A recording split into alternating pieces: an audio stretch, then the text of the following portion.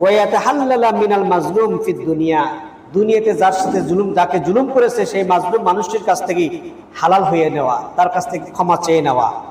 ফাইজা লাম ইয়াকদির আলাইহি, এখন যাকে আপনি জুলুম করেছেন তার দেখা পাচ্ছেন না, হয়তো কোনো সফরে গেছেন, সেখানে কোনো যাত্রীর সাথে দুর্ব্যবহার করেছেন, হজে গিয়েছেন আর একজন হজ যাত্রীর সঙ্গে দুর্ব্যবহার করেছেন, এটা হয়ে থাকে।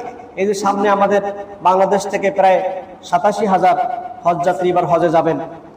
হ্যাঁ, হঠাৎ করে যে কোনো একটা কারণে বা নিজের অভ্যাসগতভাবে অপরাধ করে বসলো, টয়লেটের লাইন হয়েছে বিশাল বড়, এত গলা খেকর দিচ্ছে কিন্তু বের হচ্ছে না, এত সময় লাগে, আমার কষ্ট হচ্ছে, একটা জুলুম করে বসলো। হ্যাঁ, এরকম এই যে জুলুম, পরে আর সে লোকের সঙ্গে দেখা পেল না, তার কাছে যে ক্ষমা নেব, এই ক্ষমা নেওয়ার আর কোনো সুযোগ হলো না, তাহলে কি করবে? হাদিসের মধ্যে আসছে ফায়াম বাগি ফাইজা লাম ইয়াকদির আলাইহি, যদি সে ক্ষমা চাইতে অক্ষম হয়ে পড়ে, সুযোগ আর হলো না, ফায়াম বাগি আন ইস্তাগফিরা, তাহলে তার উচিত হচ্ছে তার জন্য ক্ষমা প্রার্থনা করা।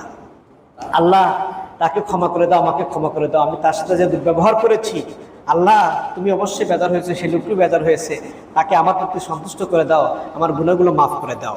ওয়া ইয়াদউ লাহু, এবং তার জন্য দোয়া